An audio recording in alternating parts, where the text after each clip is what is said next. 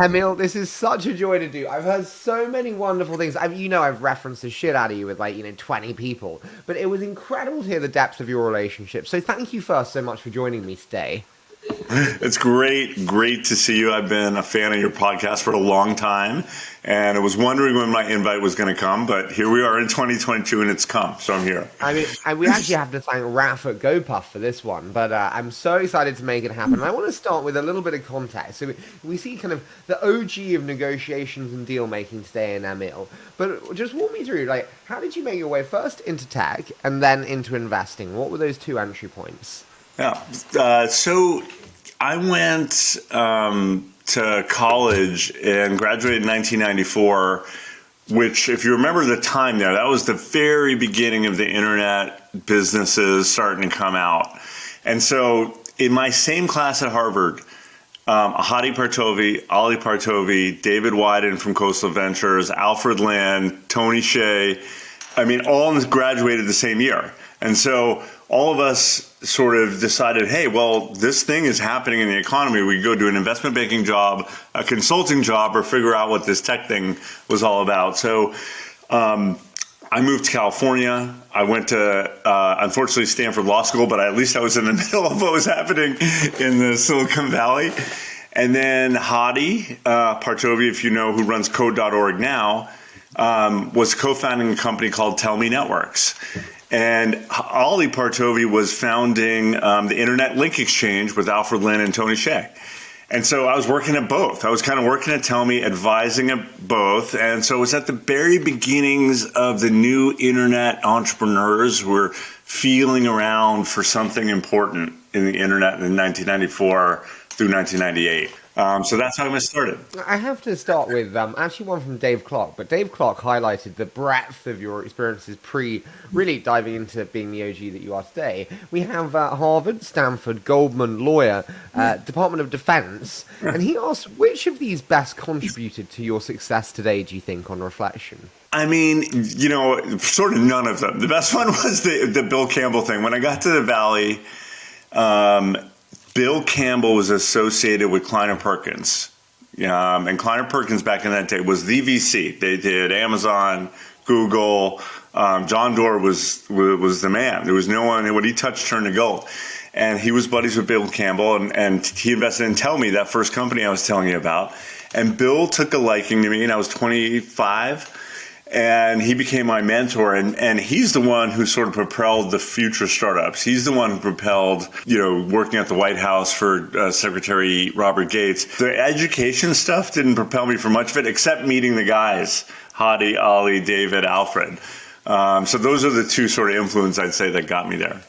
So few people actually got to be coached by Bill Campbell. I think a lot of people talk about him, but so few people got the experience that you did. When you think about that time, are there big takeaways from you of how it impacted you and your mindset?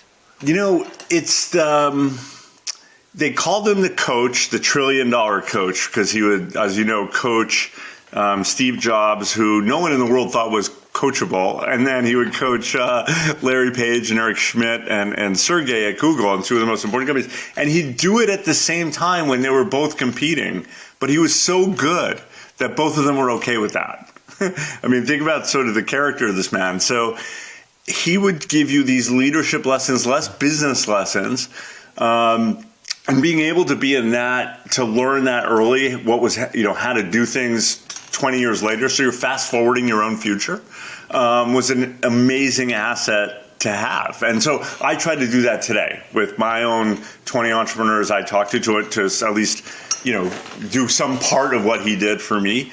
And it's an incredible thing to have a coach early on in your career who cares, who has wisdom, and who has that kind of experience. I totally agree. I've been so lucky with some of the kind of mentors and coaches I've had. You mentioned Tell Me a couple of times. I want to dig in on that because Jared Hex, actually, one of your friends, said it was such a transformational time for you, obviously very early in your career as well. He asked, what were some of the biggest lessons or takeaways for you from that experience with Tell Me? Yeah. That's, I feel like, where I got my first grit, and we had to have a lot of grit for Uber later on, but we started Tell Me in 1999. So if you think about the timing of that, we were unbeknownst to us, 18 months from the world coming to an end from a technology investing standpoint. So we had done the things, 4 rounds in 12 months, raised $150 million, which was a lot of money in the late 90s, a lot. I think more than Bezos had raised in his first couple rounds.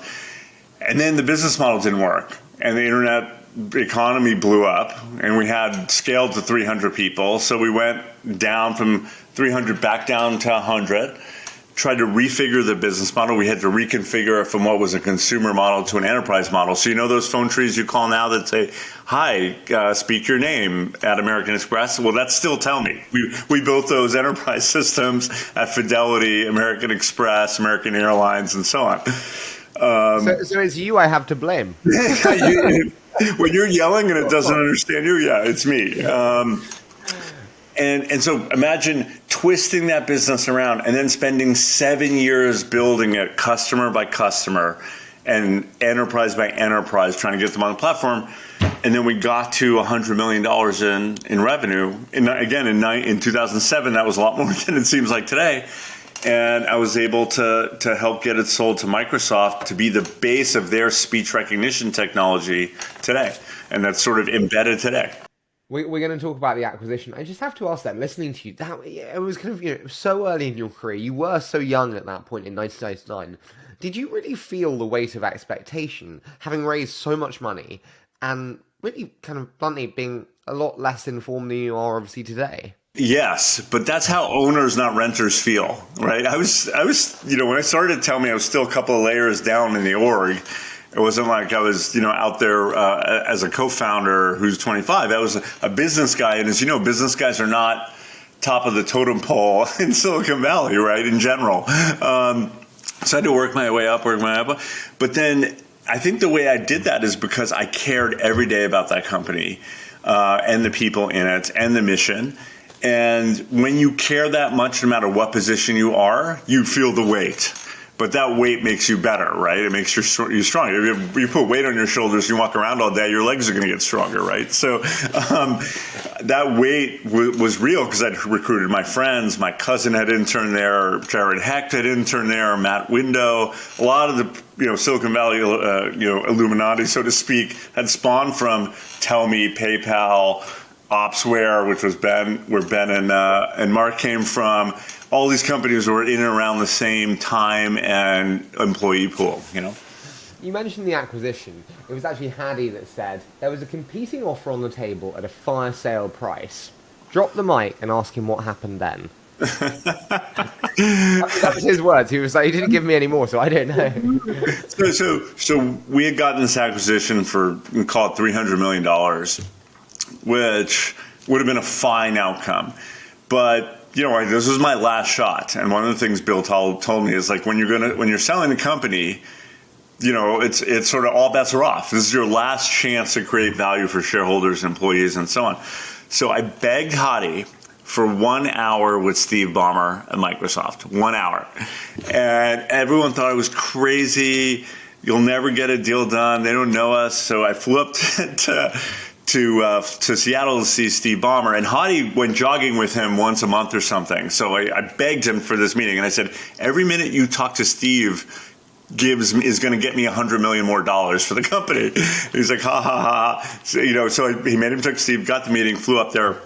I rolled into a meeting with the BlackBerry. Steve Ballmer purposely pours his water on my BlackBerry because it wasn't a Windows OS phone.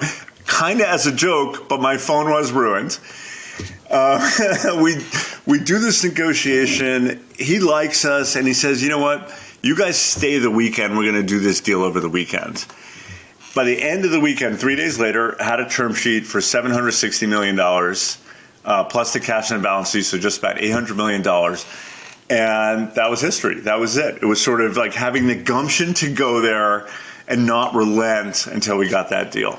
What did you do that made you so successful in that and get another $500 million in enterprise value? What specifically do you think it was? I mean, I showed, and Mike McHugh, who was the CEO, who was there, to give him full credit for building the company and collecting this talent and so on.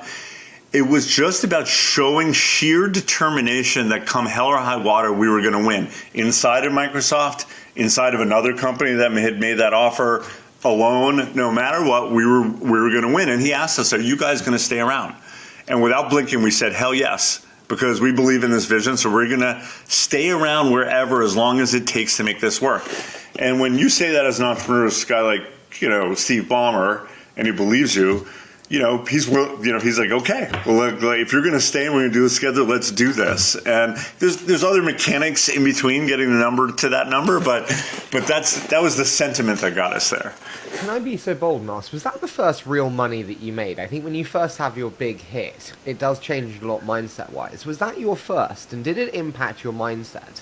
Yeah, it was my first. So I used that merger proceeds to pay down my student loans. So I was student loan free in 2007. So call it I was 35. Because I've been with Tell Me now for 8 years at that point, and it changed my mindset insofar as like, wow, this is possible, right? I was an immigrant from Egypt. My parents came here, with nothing. It's a classic great immigrant story for America. But it was sort of proof positive when you see that many zeros in your bank account. You're like, wow, this is actually the land of opportunity, and it really is. So in that way, but I was sort of still someone who didn't spend the money, was afraid it would go away at any time. So my lifestyle didn't change, but my attitude did change. Can I ask, with that, and I hope it's okay, but with the kind of downside protection, immigrant mindset there, I have the same. My family lost our money when we were younger, and I have the same. I worry that it actually makes me not so good investing because you sometimes are too downside protectionist and not upside. Do you ever think about that, and how do you prevent that from happening? Yeah. I've got the opposite. I'm like, if I lose this, I'm going to be okay. Now, to be fair, I had the Uber situation on top of that, so now I've a lot more cushion. But it didn't make me do that. Actually, in some ways, it made me invest in people who had similar chips on their shoulder that I did. In that, like, they were going to win no matter what business and so on. That which goes to an investment philosophy of how much do you bet on people versus ideas, and in what order do you bet? How do you weight them, right? Well, I mean, Emil, listen, I told you, this is like us having a chat with a bourbon. How do you weigh that? Because I sway between the two. So how do you think about centrality of founder versus market versus product? Yeah. So I'm founder first, and I do believe, and I will say this, and I'll have this argument with anyone, that a mediocre founder with a great idea in a big market might win, but it's also not that fun to be along the ride with because if they're mediocre. So if you're going to work there, now this is working versus investing, right? Now, if you're going to work somewhere, for me, who the founder is, and if it's you're a co-founder, is the most important thing by far. Most companies pivot anyway. So what market you start in might not be the market you end in. But the product, what are they trying to do? Is it a big enough idea? Period. So as an employee, it was founder, and then it was product, and then it was market. As an investor, it's still founder for me, but then the market matters because the product, I don't know, the product's gonna, it depends on how good the founder is. It depends on how competitive the market is, how much it evolves, how much money's going into it, the macro climate, all those things. We've spoken about investing. We've spoken about some of your old classmates. And we've spoken about the acquisition. Bringing kind of all those together, I chatted to Alfred Lin before this show, and he said that Emil is just the master when it comes to deal making. Number one, this was number one question for him. He asked, what is your framework for deal making, and how has it changed over time? Framework for deal making. So I always tell people all those negotiation books and negotiation classes and the McKinsey BATNA stuff, throw it out for a little bit. Just stay with me in my Emil Michael mini lesson here, which is number one thing in negotiations is outwork whoever you're negotiating with. And that means when I know I'm negotiating with you, I try to know everything about you, Harry, before I get to that meeting, everything about your company, your industry. If you're having a rough quarter, your org chart, what your financial outcomes are looking to be like, how do you get promoted, how do you get fired, and everything around that, because it brings the human dynamic and the real world dynamic into a negotiation. So BATNA, your best alternative to a negotiated agreement, is a number or a level. It doesn't account for the ins and outs of how one defines their own BATNA or even gets something done within their org. I'm an incredible student of a negotiating partner before I get in there. So that's framework piece number one. Okay, can I just ask a question on that? Yeah. Do you let your, not opponent, but do you let the person on the other side of the table know the depth of information that you have, or do you want to keep it in wealth of reserve? Framework number two is the less information you give and the more you get, the better. And so none of this is sinister. It's just, if they haven't done the research, I'm not going to do it for them on me. But if I've done the research, and this is Google stuff, right? I'm not, this is nothing nefarious. This is just trying to put a picture around someone. If you had to write a chapter on Harry's life, I want to be able to write it before I get in the room with you. And so whether I told you I wrote that or not, is my advantage to keep if I can do that. And information is power, and people don't realize that enough, that the more you learn, the better you're going to be at these things, even about your own company. I'm so enjoying this. Tell me, what do you do if you have someone who's highly emotional, where they really let emotion, not rationality, govern their responses and decisions? Yeah. There's a couple of different strategies. One, I'm typically, and this may not work for everyone, a shock absorber. Meaning I can absorb the shock of someone else's emotions on my side, on their side, and kind of be okay with it. I'm like, hey, this person's having a moment, and I'm going to go take a drink, of water, or I'm going to say, hey, why don't we go get a coffee or something and come back in, or let them yell and scream, and then I'll say, are you done yet? Because when you're done, we can start again, whenever. So depending on the context, I never get emotional back. And that gives me power, right? It gives me power because I'm regulated. They're unregulated and uncentered. And that means they make more mistakes than I would. And so if you could be a shock absorber to emotion in negotiations, that's a winning strategy in general, in my view. The hardest thing that I have is I most often, whenever I'm negotiating in tense, tough times, and believe it or not, despite my youth, it's happened many times, these people lack self-awareness very often. And so they struggle to see their own weaknesses and my strength and ability to crush them for them. That is annoying because it means I don't have the fucking leverage that I want to get the deal signed because they're too lacking in self-awareness to see it. What do you do when they don't even see or lack such self-awareness that you don't have the leverage? That they think you don't have the leverage. Yeah.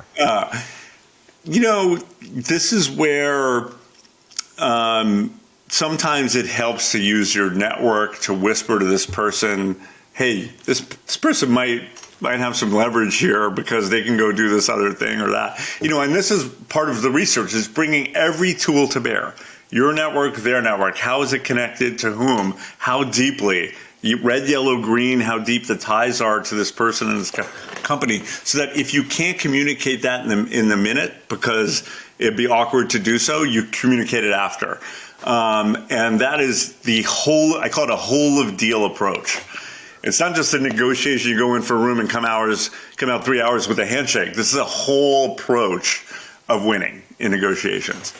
Can I ask, what are the biggest mistakes that you see people make in deal making, where you're like, great? I used to joke that I could read upside down, so leaving papers on their side that I could read. I'm joking on that. No, the biggest mistakes people make, the emotion thing is just a massive tell, because it is, and this is why being a shock absorber is better, even if you are emotion, try not to show it or let it impact your decision making. The emotion thing, and then there is this sort of eagerness you detect in people, where it is the leverage point. It's do they think they have leverage? And you were talking about it before, but they show it in different ways. It could be that they think you don't have leverage and that gives them leverage, or it could be that they actually have leverage and they know they have it and they're going to use it, or they don't know they have it and are going to use it. So which of those combos is it? is something I look out for the second I walk into the room. Who stands up to shake my hand versus who sits down? Who offers coffee? Who pours it? Who set up the meeting on whose turf? All the signals will show you or indicate to you who has leverage, and paying attention to those things is sort of like a CIA agent paying attention to a subject. And if you do that over time, you do your 10,000 hours of negotiation, it becomes sort of innate. Can I ask, what's been when you look back at the many deals you've done, what's been the best that you've done, or maybe one that you're most proud of, and why that one? I always talk about this one, and it was the hardest one I've ever done. And it was with, the most fun one I ever did was with Steve Ballmer doing a deal over the weekend where he broke my BlackBerry. But the hardest one was doing the Uber China acquisition with Didi, the Chinese counterpart. Because there's a lot of suspicion, we were death competitors. And the woman on their side who was my counterpart, Jean Lee, was fierce, a fierce operator. And I would go I would put her toe to toe to me as like anyone I've ever seen from a business and negotiation standpoint. And she'd come to San Francisco and she'd, invite to the hotel room with her colleague and one of my colleagues. She didn't trust any of my colleagues to come. So I had to go there alone with 5 Chinese business people, the shades drawn, my phone put in the bathroom so they didn't think I was recording them, and then try to charm them into buying my company for $7 billion. And all the while, Travis not really wanting to sell the company, but I knew we had to because of the regulatory heat and how much money we were spending in China. So the art of doing that and getting it done. Take me to that. How do you do that? Is it small talk? Is it, have you had a nice trip? Yeah. It's exactly not that. When people go, how was your flight? Where'd you come in from? Where are you staying? The small talk stuff is fine, but it sort of betrays a little naivete, like that you care or they care. Because if you're in a serious negotiation, no one cares about that. They just care about what you're trying to do. It was more about trying to build some trust. And so one of the ways I built trust with Jean Liu was say, hey, I'd be interested to hear your perspective. We were in this competitive battle here. Here's how I saw it. What did you see? Something that wasn't sort of central to the negotiation, but try to establish a rapport about how both of us saw the same incident so differently. And she's like, we didn't shut off all your phones or send spam text messages to your drivers saying they weren't going to get paid. I was like, you didn't? Who did? And then we'd have a joke about who was trying to sabotage both of us?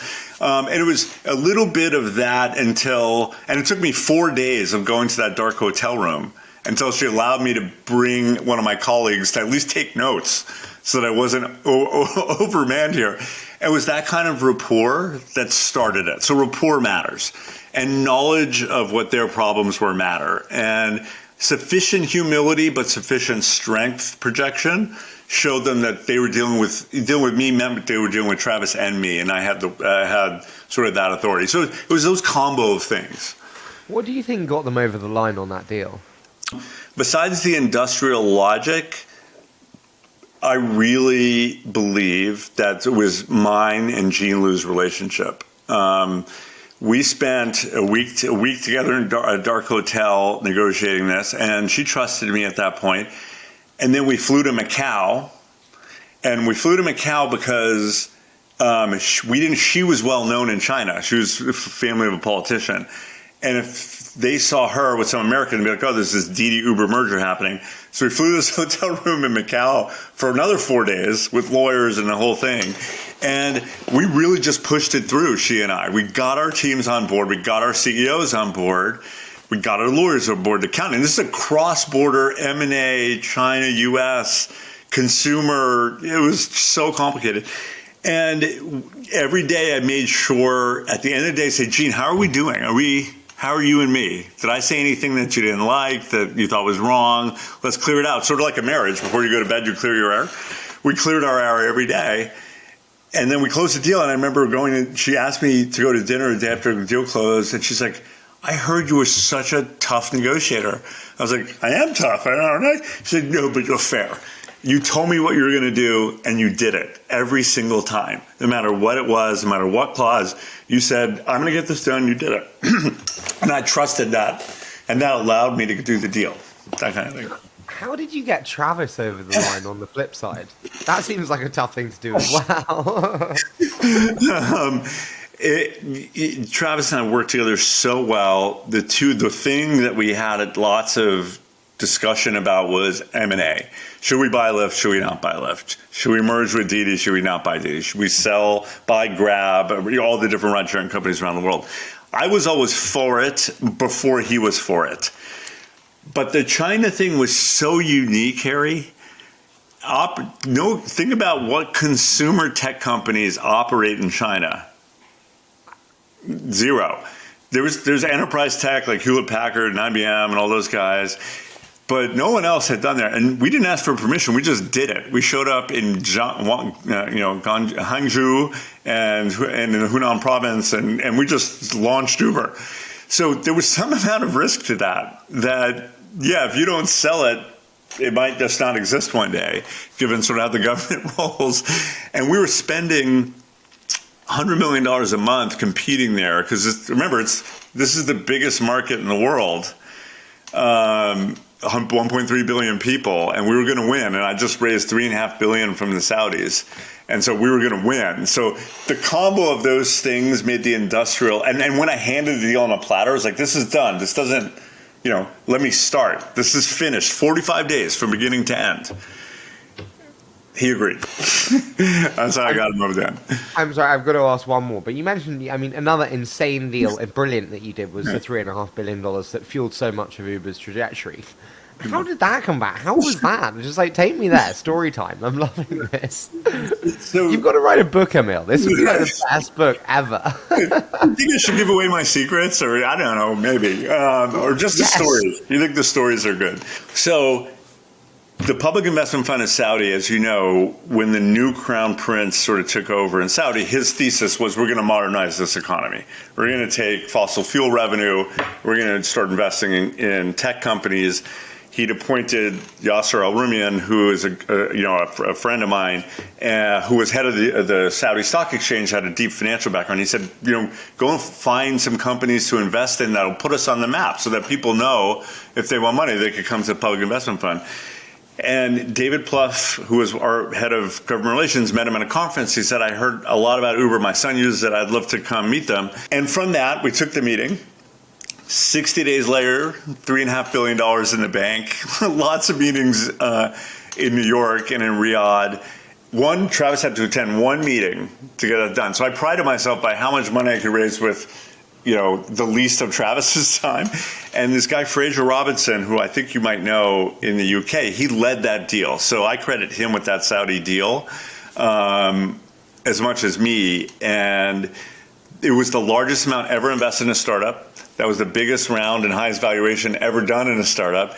It was the next day that I called Jean Liu at Didi and said, okay, now I think I have a lot of ammo. I think now we should negotiate a truce.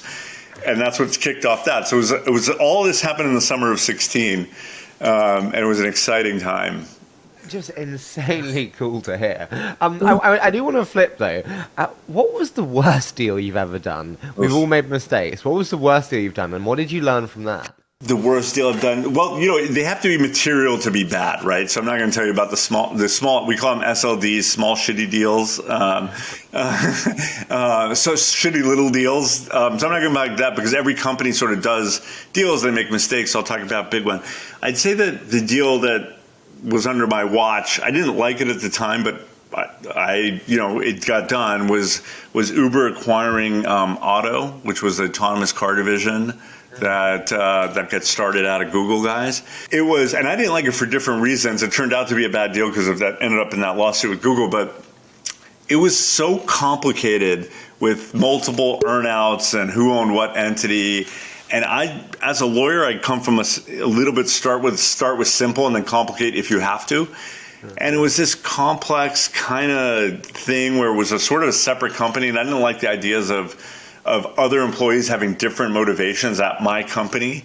about what they were going to do. I want everyone to be motivated the same way. So I tussled with Travis on it. He won. We did that deal. We got some great people that are now running Uber Freight. So there was like a great talent migration there. But it ended up in destroying our relationship with Google. So the cost to that was quite significant. That's a tough one. Well, there's good and bad. You can't have them all. We mentioned like acquisitions with Tell Me. We've mentioned M&A. We've mentioned fundraisings. We're in this very kind of weird new world where, and most of us actually haven't kind of seen a recession or downturn like this. So I want to ask you, with your kind of OG status, how do you analyze fundraising and M&A in the current market today? And I'm just going to put the general question there for you to take. Yeah, so I'm deep in the capital markets now with a lot of the companies I work with. I'm on the board of our advisor. And I say, guys and gals, last year was FOMO. You want to create FOMO with investors if you're trying to raise a round or merger partners. This year is JOMO, joy of missing out. They are happy to miss out on whatever deadline you put on them for whatever round. They're happy to not take a look if you've got something in hand. So that whole strategy of FOMO and creating pressure and dynamics is over. Don't try it. Stop. You are going to be disfavored, and people are going to say, "Thank God I didn't have to look at that company and say no." So the humility factor from entrepreneurs has to come back in terms of what's realistic. And we're getting there because you're starting to see some of these rounds not happen, or you're starting to see things creak a little bit. I think we're at the end of the beginning, though, not the end of the end. The next phase is structured rounds, down rounds, like true down rounds. And then sales, or unfortunately companies sort of not making it. And I think that'll happen in Q1. The phase 2 will happen in Q4, Q1, and then Q2 to Q3 will be phase 3. How do you advise founders? Because I hate changing your fundraising plans to align to markets. Yeah. We don't know what Q1 or Q2 is going to look like. Raise when you need to. Do you agree with that statement, or do you actually think, no, if there are things that you can do to elongate or alter, try and find leverage? Yeah. So let's talk about it in 3 parts. Revenue, cost, and market. And market is where the dollars are. On the revenue side, where we were valuing a growth market on revenues, I'd say put that second for a second. It's been first for 10 years. Put that second. Put first your net burn. So just you have cash in the bank, what is your net burn? And David Sachs tweets about this a little bit, and it's sort of my derivation of it. But it's make sure that you know what you're burning, and if your growth has to come down from 80% to 30%, that is okay in today's market. In 2021, that was not okay, right? In order to reduce your burn. So, but it is 30% growth versus 80 is okay if you're going to buy yourself another year of burn. Right, so just start there. And unfortunately, that results in some rifts, almost certainly. So all the bloat that we built over the years, because it was a war for talent, necessarily lead to too many warriors. It's just how it works. So you have to sort of slim down to your fighting weight. You're now a welterweight again, hopefully. And then you go, I have to put out numbers that I'm going to hit. For years, and here's the thing, Harry, you know this, entrepreneurs, we'd put out numbers that we may or may not hit, and it didn't matter because there was enough money out there, and you're like, whatever, someone's going to take a look at the new numbers and decide. It doesn't matter. Up is up. Emil, let's be honest, 5% of our companies hit their numbers in 21. Yeah, right, at all. So this year I'm telling people, be the company that hits the numbers, even if the numbers are anemic or low. Even if it's 15% growth and 10 million burn, and you were going to do 80% growth and 30 million burn, hit your goals. Because at the end of this year, when all this dry powder is sitting there, they're going to go, where can I put this money? It's been a year. I haven't put anything to work. They're going to put it in somewhere where CEOs hit their goals, that they have growth levers that they've proven, that they know and are smart enough to have transformed their business and meet the market environment. And those are the ones that are going to be the survivors, in my view. You said there about kind of the down rounds. I think the down rounds come from this kind of value reshuffling of realizing that actually, Twilio's worth 13 billion at 4.5 billion of ARR. Well, fuck me, that's hard to build a decacorn.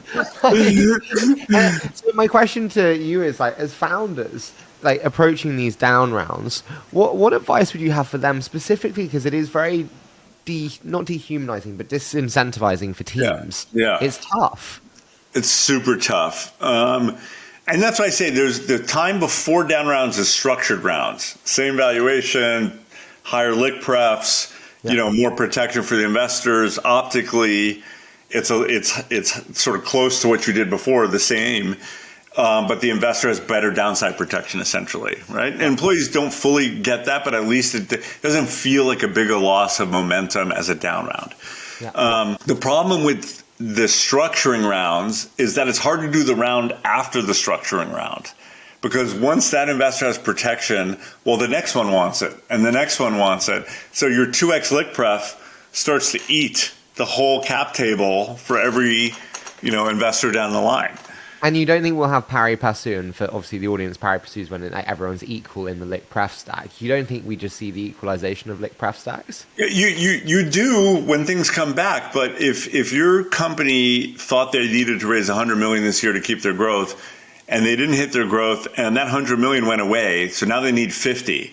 But that 50 million investor is going like, well, you got to kind of sweeten it, right? Some warrants or some lick pref. They're going to ask for potentially more lick pref, which sort of is a bastardization of pari passu. Because if I get 2x lick pref and you have 1, even if it's pari passu, I get more, right? Yeah. Or senior preferences, which are I am senior to you, so that's not pari passu. You will definitely see more of that in the next 2 quarters.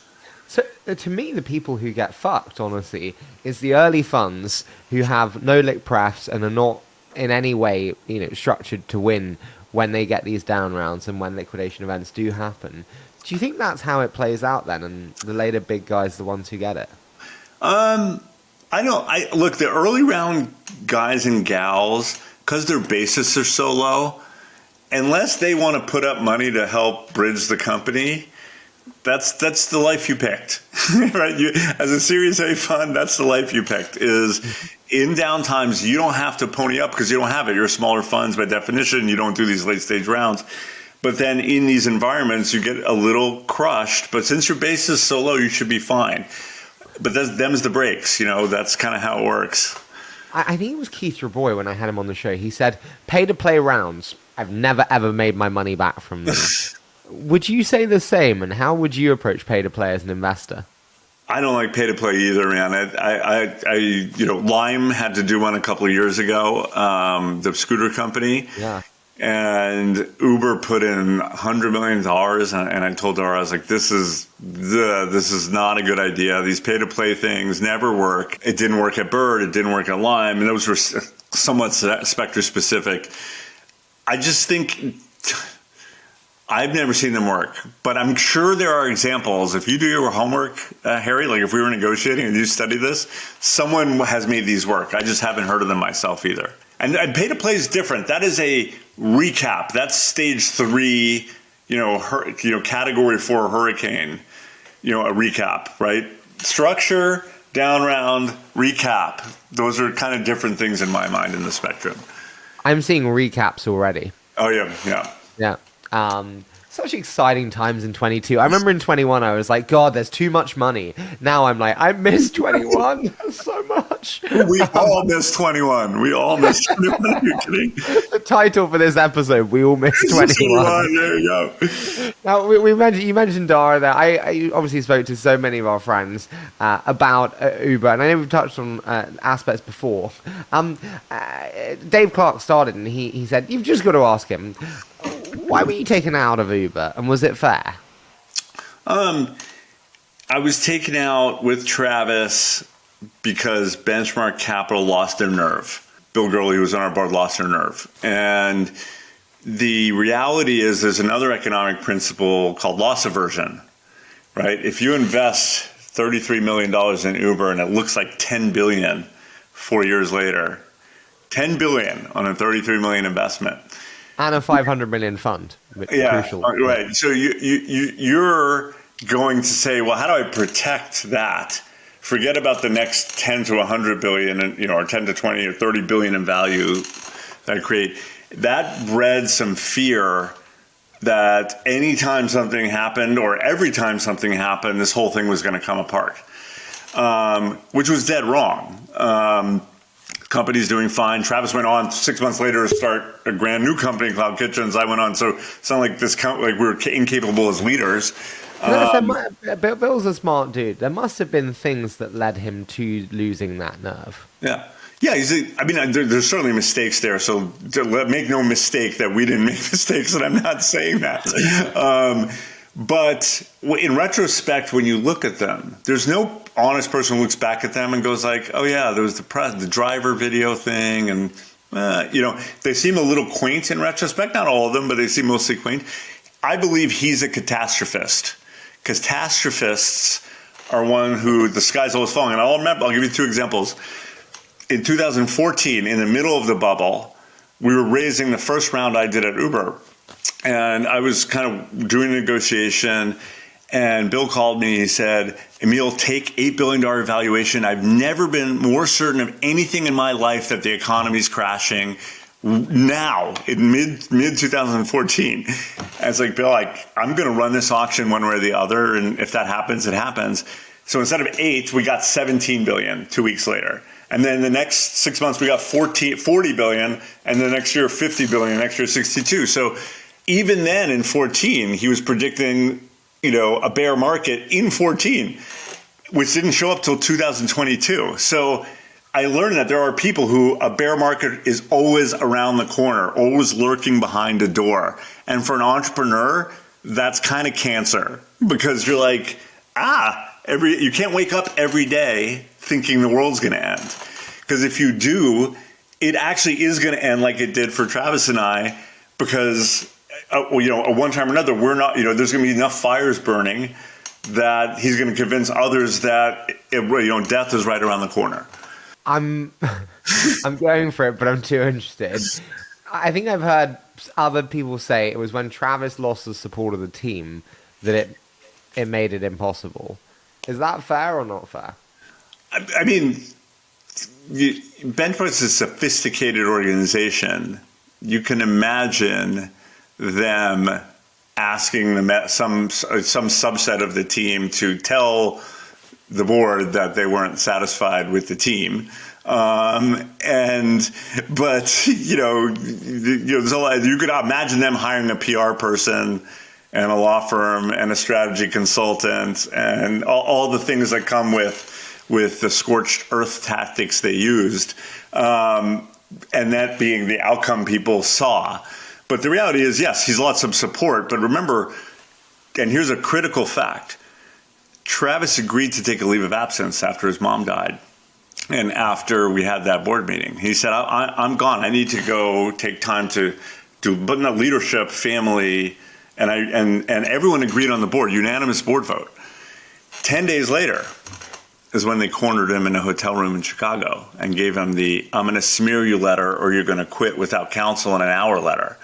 So anyone who says that it was the support of the team that caused that, he agreed to take a leave of absence. He was in a hotel in Chicago interviewing a COO candidate to take the job so that he can have some time to go do what he needed to do. So just think about that when people, bring up this. He then calls you, tells you, and you go punch a wall or a punch back. Like, how do you respond to that? If I had been there, and so I'd gotten sort of tossed the week before, and it was purposeful because I'm a lawyer. I knew all the investors. All the investors wanted us to stay at that late stage because the investors who invested at 40 billion, they weren't looking for it to stay at 40 billion like where it is today. They were looking for it to treble, triple, quadruple. And so we'd made a lot of promises, so they wanted Travis and I to stay. So I was an impediment to Benchmark's strategy here. I was a lawyer. I was in a boardroom, whatever. So I was out on whatever technicality they can find, some expense report that someone else on my team submitted 6 years before to my assistant that I never saw. Total BS. You're like Al Capone with taxes. Yeah, right. It wasn't even me. It was someone else. It was totally a pretext. And that's part of one of the things I really ding them on, that they never apologized for that. They knew it was unfair. But anyway, so I didn't talk to Travis that day. Had I talked to him that day, I would have said, Travis, walk out of the room. If you want to, rip up the papers in front of them, and we'll get a lawyer and whatever. This is ridiculous. This is unfair. This is coercive, and we need to have a negotiated discussion about what happens to the company in your absence and how we run it and what things we have to improve. And that's not what happened. And then Benchmark sued the company, and just all the nastiness of 2017 continued. Yeah. I needed Don Julio just listening to that. I do want to ask though, and Alfred asked this one. Okay, so moving on from the Benchmark side, Dara today. What do you honestly think of Dara's management? How do you feel? Good, bad? What are the thoughts? I mean, there's no. Just let's start at a factual basis. The company's valuation is lower today than it was when Dara took over. And even if you account for the macro environment, the Nasdaq's still up 50%. He's down 50%. So it just is. Then you're like, oh, what about ride sharing? Ride sharing is down. Well, what about e-commerce? Amazon up and Wix.com and Overstock are down. So Uber should have been the leader in this category and brought everyone up and showed them how to make an efficient business model. There's been an enormous talent drain. The company is loaded with debt right now. It's one of the only ride sharing companies in the world with net debt. It lost in food delivery to DoorDash, big. We went from a 60-point sort of gap to being the opposite, and that's a $30 billion mistake if you think that Uber could have been DoorDash. So by all objective measures, it hasn't succeeded from a financial standpoint. So he's a nice guy. He cleaned up the company in terms of things that were sort of excess from a culture standpoint. He was a diplomat. He was able to get the company public. But in terms of hiring talent, innovating, and succeeding from a financial standpoint, it hasn't happened. It's an F, Other than that, he was great. Look, I will say, look, here's how I'll take self-criticism. We were aggressive barbarians at the gate trying to make ride sharing work because we had to, because of the regulations and all that. That couldn't have gone on forever, right? Are we going to go back to that time though of aggressive barbarians at the gate and not the ping pong offsite retreats, yoga and kombucha bullshit that we've been living in for the last 5 years? I think there's a reversion to that, yes, but Uber was first. We were first. Remember, 2017. Uber's problem started sort of in 2017, right after Trump was elected, and there was a lot of anger in the electorate, especially in California, about what is happening in the world, and it was starting to turn on corporations, who didn't previously want to be in politics at all. And it started with Travis sort of being invited to a business council with President Trump, along with Elon Musk and Mary Barra from GM and whatever. And somehow we got tainted with that, and that sort of led to a cascade of events. And then, the whole, for the last 4 years through 2021, kombucha, where's the quinoa? There's not enough quinoa in the salad line when I get there. And I think austerity turns us back. I think investors are going to say, look, I need someone who's going to go through the hard times. Their appreciation for an entrepreneur who has to be bullheaded goes up. But I think this was a job security. When you see half of your friendship group lose their jobs, your desire for quinoa goes down a little bit with the realization that you actually have a job. Maybe. Unless you really are entitled. Final one on Uber, I do just want to ask is, and again, I can't remember who it was, but someone asked this and I liked it. Here you go, Emil. Travis and you are back running Uber. You said, before about the lost opportunity in food. You spoke about Uber Freight. What are the opportunities that you would have jumped on? What would you not have jumped on? Yeah. I think instead of buying Kareem in the Middle East, Postmates, Jump Bike, I think all of those will be 100% write-downs. Those are some of the worst acquisitions done in tech. Maybe Postmates may be the worst acquisition done in tech in the last 5 years. It was for a $3 billion company that was like going to be a zero within 3 months. And we got nothing out of it, no market share gain, nothing. So there was just a bunch of just bad, sort of, and I think Dara was trying to repeat the Expedia thing, which is like buy all these random things, like stitch them together, and like that's a platform. It's kind of not how it works. So I would have beaten we would have beaten DoorDash, guaranteed. We were ahead by 30 points when Travis and I left. So letting that atrophy was not an option. I think we would have had an Instacart competitor way earlier, and we would have been, if not ahead of Instacart by now, but neck and neck with them in every continent, just not one continent like Instacart's in. So even if you think Instacart's a $15 billion business, I think we could have built a $60 billion business globally on that, on top of Eats, which was another 60 to 100 billion if we'd won DoorDash. And we were going to beat Deliveroo. And then the rides business, where Uber, to Dara's credit, is winning in the U.S. against Lyft, another 60 billion. So you're talking about a $200 billion business without any creativity. This is just winning where we should have won and beating Instacart when we should have beat Instacart. I'm still astounded today. Deliveroo's market cap, I think, is about 1.5 billion. Astounding, right? Unbelievably well-run company, phenomenal team. Not a bad one. Multinational. Yeah, I like Will a lot. I think he came up with Cloud Kitchen's ideas. Actually, he was a banker, Morgan Stanley banker, but he's quite good as an entrepreneur. He's also aggressive, like Travis. But I do want to move to my world, which is obviously venture, where we sit on the sidelines and do very little, unlike operators like you.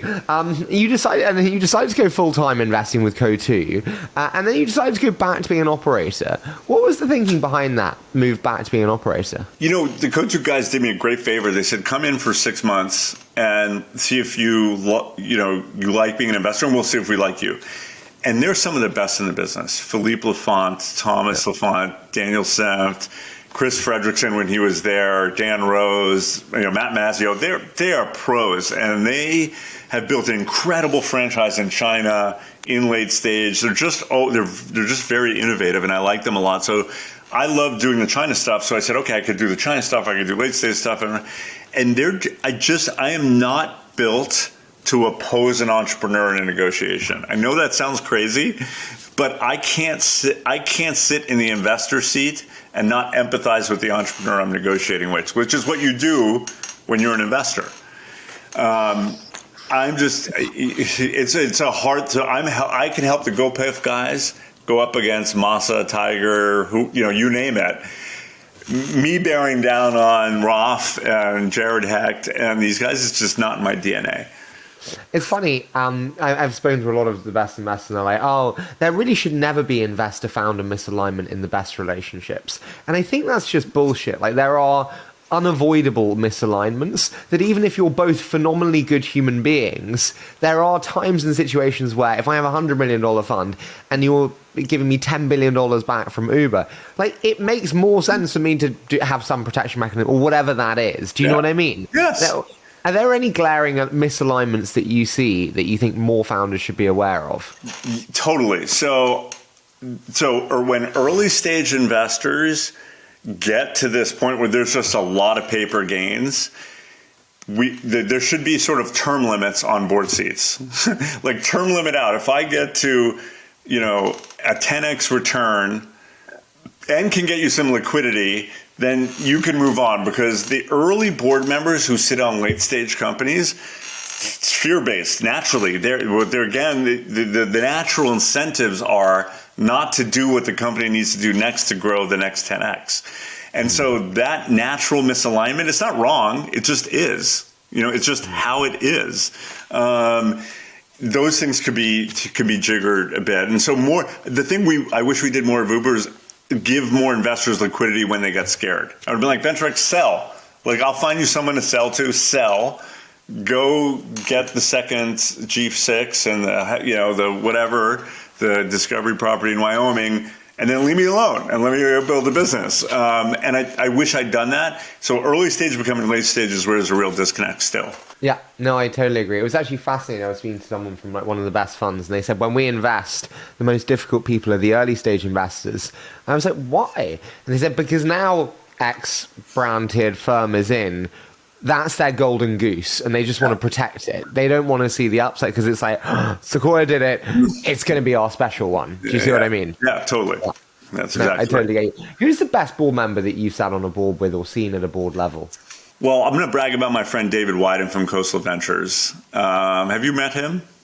Do you know what? I mean, we spoke before this, which is really the first thing. He was so lovely. He was like, first time caller, big fan. I was like, oh, this is an ego stroke. Love this. But no, I hadn't met him before. Yeah. So he's an under-the-radar VC in terms of being at Vinod Coastal. It's his firm, and David's been a partner there for, 15 years, and has made some of their biggest wins in Okta, all the big Ring Central, all these $10 billion enterprise companies, and you didn't know that Coastal was a big investor in them. They did Square, and David was a big part of all those. So I'm on a board with him now, and he is just the polite contrarian, which I love, and especially in this environment, he's like, well, what if blank happened? What would we do about it? And it's not in a way to scare. It's just to push the thinking to the edges. And if you believe in sort of small L liberal thinking and a little bit of Socratic method of what ifs in scenarios when companies deciding whether to pivot, how to raise money, whether to sell, he has the contrarian, polite approach. And I've never seen an entrepreneur go, I hadn't thought about that. Let me think about that and be better prepared for the future after that. So he's a sleeper hit, in my view. I love that, and I love the kind of what if mentality. Can I ask, we mentioned kind of Co2 earlier. We've seen many firms come in, whether it's your altimeters, D1s, durables, and then obviously SoftBank slightly before that, but like this explosion of capital. What does that mean for the founders? Is this a great thing? Is this a bad thing? How do you analyze that? For founders, it's more a good thing than a bad thing.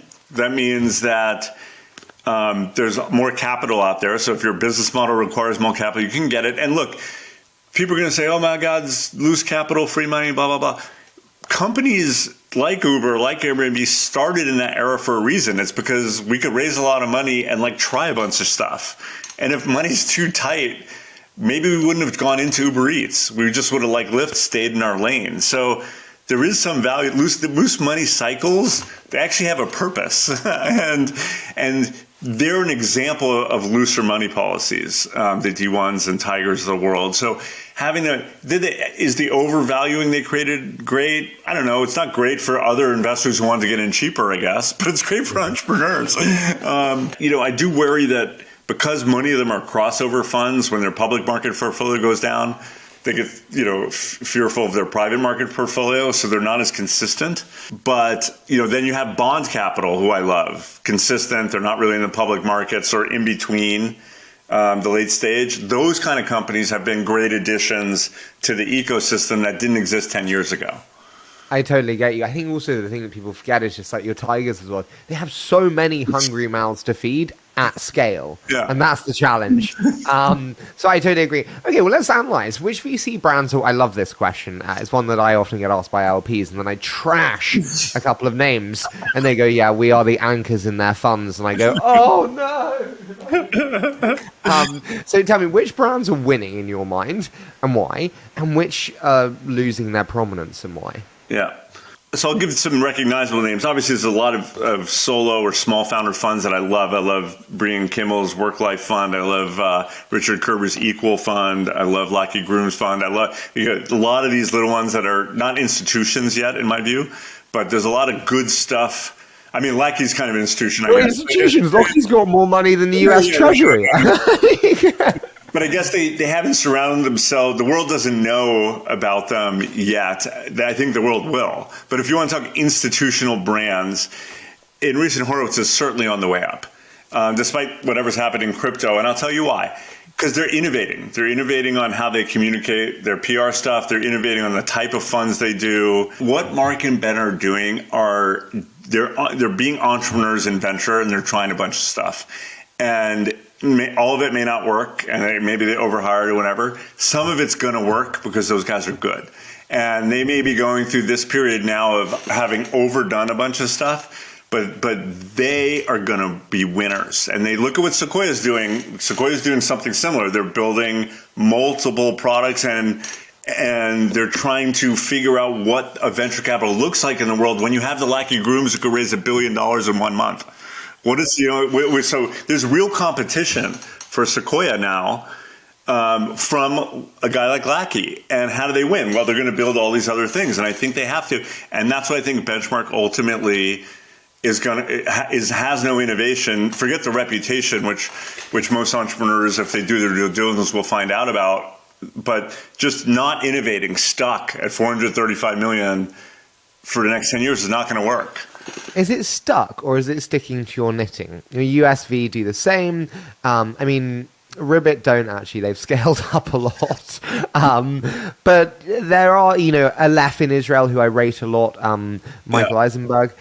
Is it sticking to your knitting, or is it just being behind the times? I mean, Lyft stuck to their knitting, and they're getting crushed. They're not changing with the world. You got to play the game on the field, and the game on the field is different than it was. And I'll tell you why, Harry. There are going to be fewer tech acquisitions in this antitrust environment.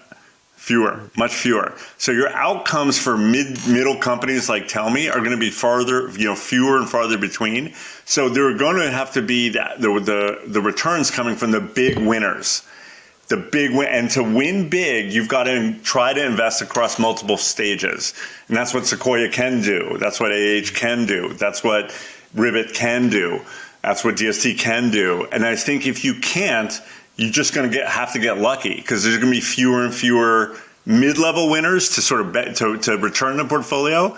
So you have to find the ones that are going to 10x it. Okay, so we've had Andreessen on the institutional side as pros.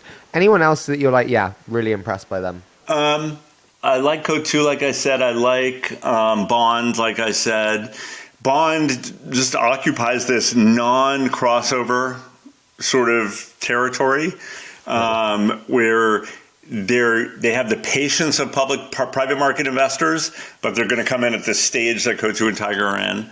I also like their elasticity of mindset. They don't do that often obvious a deal. Yeah. What I mean by that, like on running. Yeah.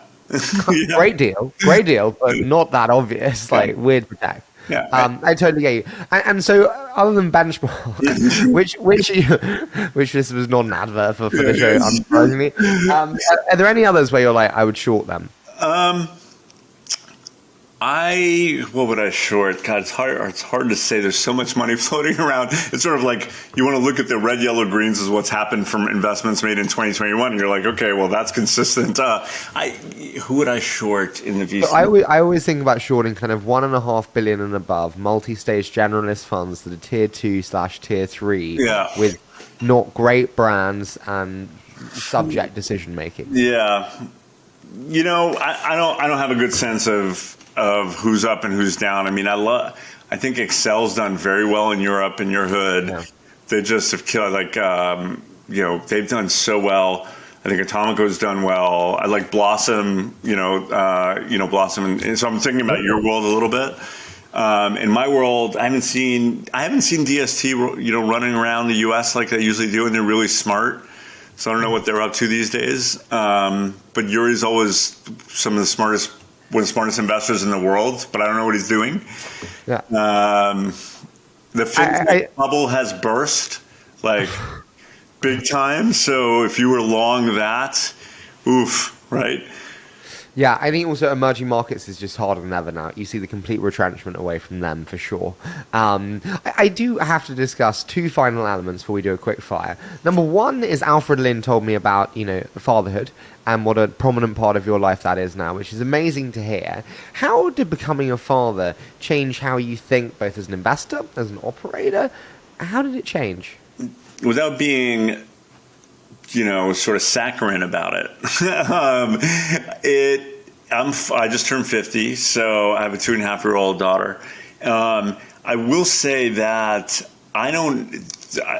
it is now, I knew this intellectually, but now I feel it viscerally. I don't know how I could have done the work that I wanted to do at Uber 70 hours a week. And no one was telling me to do it. It wasn't like, hustle culture, blah, blah, blah. This was Emil loving my job, right, at Uber doing 70 hours a week, traveling all over the world, trying to build something important, and had a successful marriage and a kid. I just don't know how it's possible. And I don't think it is. So, it changed me insofar as now I know why tech, whether I like it or not, is a young man's game, young man and woman's game, in that there is a certain reason that young people start startups.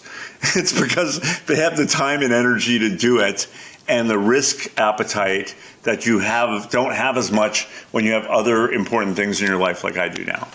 I have an interesting lesson, though, which is actually, I prefer to back older founders for two simple reasons. One, when times are good, younger founders buy the hype, they buy the Gucci, they believe they're God's gift. Older ones go, I've seen this happen before, they hated me before, they'll hate me again. And then on the flip side, when times are really bad, young ones really feel it. The emotion really takes over. Older ones, again, they have children often. They're aware that their children could get sick. That is much worse than my head of sales leaving or something happening. And they have this temperament that's much more calm. Do you agree with that?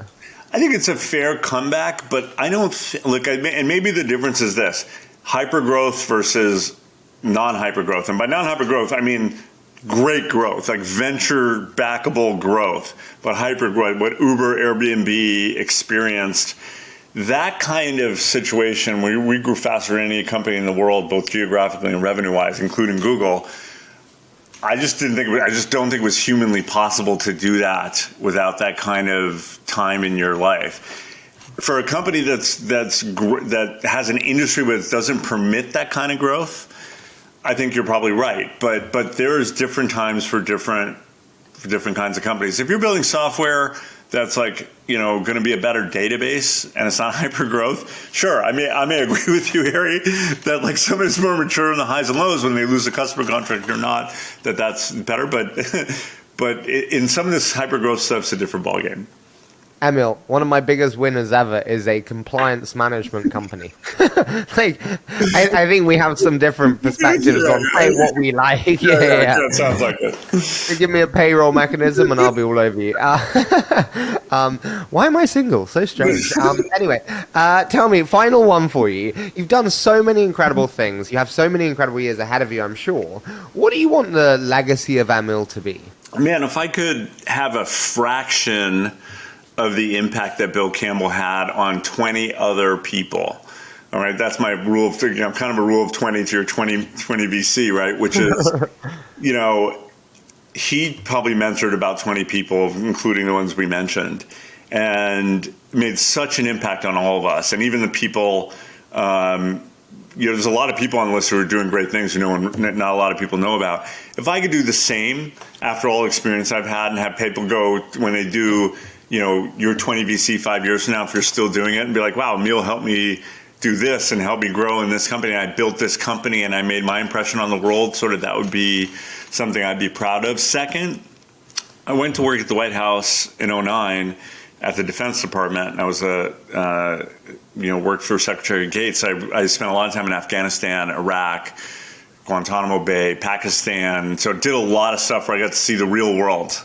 Not what the bubble in Silicon Valley or Soho in London is, and bringing a little bit of public service ethic back into business, not ESG, but just, it drives me crazy when the tech companies won't support the Defense Department software, we won't rent to our cloud, things like that. Those notions of being patriotic and supporting a country that supported you in your business kind of drives me nuts. So if I could make an impact there, I'd be happy to do it. Having just come from the hospital where they still used a fax machine, I was like, a fax machine? No, this is so cool. I was doing a Be Real of the fax machine. But that was when I knew I was a real Gen Z VC. Listen, I want to move into a quick fire, my friend. So I say a short statement, you give me your immediate thoughts. Does that sound okay? Yeah. What's the favorite book, Emil? I'm sure you've heard of this before, but Sun Tzu's Art of War. And especially one chapter in it where he talks about encircling your enemy. If you fully encircle your enemy, they fight harder. So like always leave them an exit path. And I use that in negotiation. I think about that in negotiations. Actually, if you think about it as it applies to a Russia-Ukraine war, it really matters. It's like, where's the off-ramp? How do you get people save face? If you don't let people save face or have an off-ramp, you can have some combustible situations in business and in personal life and in sort of geopolitical conflict as well. What would it take for you to go full-time in-house again? That was from Jared. Oof. Being invited to be the CEO of Uber, I don't know. I don't know if you read the other day that someone's mentioned to Elon that I should be up for the CEO of Twitter. Some job where it's an important global mission that I really could dig into, not about the money, but about the global mission. Twitter, as much as I hate it, and it's a hellscape and all those things, there's a globally important asset, and someone has to do something with it. And I'm glad Elon's doing what he's doing. I think Uber could be that asset. I think there's probably 3 or 4 other things out there that I'd have to find so that I can actually choose and say, I'm doing this again. What happens in the Elon Twitter event, and would you want to be CEO? I mean, there's only one CEO in Elon companies, and that's Elon Musk. So let's start there. If I could be a part of it, because it'd be fun to work for him and, transform what is a hellscape into something that's better, sure. But what I think happens in this situation is I think they have a negotiated, my number one 60% chance, they have a negotiated settlement at a lower price in the next 30 to 60 days. Scenario 2, which is sort of 30% likely, Elon's forced to buy it. And I think only a 10% chance that Elon wins and he doesn't have to buy it. Got you. Tell me, what's the best investment advice you've ever received? It's sort of the first question you asked is, what is your ordering of priorities when you're operating and investing? And for me, for both, it's been the connection with the founder. So I don't do investments where, it's like, hey, drop a check here, I vetted it, da, da, da. I need to meet the founder. It could be for 20 minutes on a Zoom. I need to look them in the eye and see if they have that thing. My biggest mistakes have always been when I relied on someone else. Yes. Even if they're amazing, never do that. Tell me, what mistake have you made in hindsight you wish you hadn't made? I'd wished one of the things that, besides wish we'd never had benchmark as an investor at Uber, I wished that one of the things that happened with these hypergrowth companies is we should have turned the corner earlier. Because what I describe companies when they're startups as tribes. And as your tribe gets bigger, you start to intersect with other tribes, and you better become a civilization or the tribes are going to be at war. So you build these companies, they're actually really civilizations, they're not tribes, and you can't run them like tribes anymore. You have constituencies, you have politics, you have to have governance, you have to have clear, transparent rules that everybody can follow. And Uber, Airbnb, Lyft all became those things, and it's hard to turn. And Reid Hoffman talks about the pirate to whatever matrix that he's got. I have something similar. It's like you got to turn from a tribe to a civilization. Had Uber done that a little earlier, I think we could have, potentially avoided some of this chaos. When do you think that is? Is that 500 people to, that's the turning point? 200, 1,000? It's the right question. We went from 250 people to 20,000 in 3 years. So you're like, I don't know when we were at 500 or 1,000, somewhere in there, but it was so extraordinary. Probably, but just to give you an answer, just so you have an answer, probably no later than 5,000 employees, because what happens at that point is you have known names for a while, but at that point, if you're not training managers on how to manage, having plans about how people get promoted and all the bureaucratic things that you hate as an entrepreneur, but you're that big, you're going to make mistakes. Tell me, why do you no longer go for dinner with business contacts or friends? I told you I did my research. I stalked you. You did. So it's dinner at home with the fam, and I moved my parents from, my immigrant parents. who are living in New York in the cold weather was like, come on, you have your only grandchild down here. Come move to Miami with me. And so they live a couple miles away. So it's dinner with that fam that I haven't had because I was busting my butt at a startup from 1999 to 2017 and in the White House and all these places.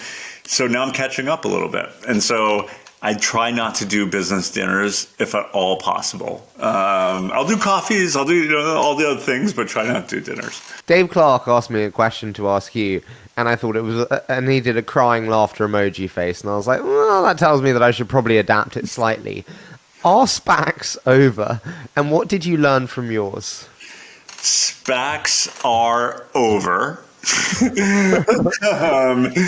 What I learned from mine is that I relearned a lesson that I am not a financial engineer. I'm a deal maker. And the SPAC world is not deal making. It's financial engineering. It's moving money around from one part of the ecosystem to another and trying to get the IPO out fast, and about disclosures and what you're allowed to say in this situation versus not. It is just, and this is, I think, unfortunately, what Dara does at Uber, what a company like Verizon does. They're all financially engineered. They're not innovating. And so when there's a market collapse, all these financially engineered Frankenstein products like a SPAC collapse. and that's what's happened. And it used to be a backwater financial product, and Chamath brought it to be mainstream, and I think it's just going to retreat back to being a backwater financial product. Sorry, I'm naive here. Does Chamath not just make out like a bandit from it, though? Like, I'm not saying he's right or wrong, but like, does he not, like, does everyone not just make a load of cash from it and then? I think you did from 2019 to 2021, but like everything else in 2022, that product is not a moneymaker. And all the people who started SPACs in 21 who didn't find a target, because these SPACs have to find a company to merge with, are dead. So the next 18 months, you're going to see dead SPAC. Literally, they're going to disband and give the money back to investors. Maybe 90% of them. We missed 21. That should be the title. No, it will be. Tell me, next 5 years for you. Actually, I want to ask one more. You've known Shaq, and you've known Shaq for a long time. He's been one of the most important figures in my career. What do you think makes him so special? I have my own answer, but I'm intrigued. I've never met anyone who's as loyal as that guy was to Daniel, and as sort of humble and works harder than him. I met him, and I'll tell you the story. How I met him. I met him because I was interviewing to be the COO of Spotify. And I remember I had tea with Shaq, because it's tea with Shaq at near Soho House in London. And I said, hey, you have this great partnership with Daniel. Is there room for a third person to sort of do that? Because I'm looking for a team to work with. And he was so thoughtful. He's like, with me, there's always room for someone who wants to be, part of this team, because we're trying to build something special. And it was just, he's a killer on one side, but then a teddy bear on the other. So that's how I describe him. And I pick up the phone. He's there any hour of the day, and he's on a plane whenever. You remember when he was on a plane all the time? We were both. Do you remember he used to sleep with his BlackBerry on his chest? And so then it would go. I want to finish on the final one. What do the next 5 years hold for you, Emil? 2027. Where are we at? Yeah. So I think that I need to be doing something important and singularly focused again. So I'm looking for that starting now. The SPAC is done as of last month. And now I am looking for the next challenge I could spend 5 to 10 years on. And that's taking a lot of forms. I'm talking to a lot of people. Is it starting something? Is it buying something? Is it taking something private and running it? All those things, but I need to be running something because, I'm 50, if we're going to live till we're 100, I may be on the back nine, but just right, the 10th hole, not the 17th. So I got a lot of time to go. And you wouldn't do venture again? It's just not, it's just not my thing, man. I will always angel invest and I will advise venture firms, but I just don't know if I could sit around a table on a partner meeting on a Monday and be one of 10 other equals, it just doesn't, it's not the leadership framework I operate in. I'll tell Bill Gurley he's missed his chance on hiring. Yeah, exactly. I'm kidding. Listen, Emil, this has been so much fun. I cannot thank you enough. I love this, and you've been a star, my friend. Awesome. Thank you so much, man. Great to see you.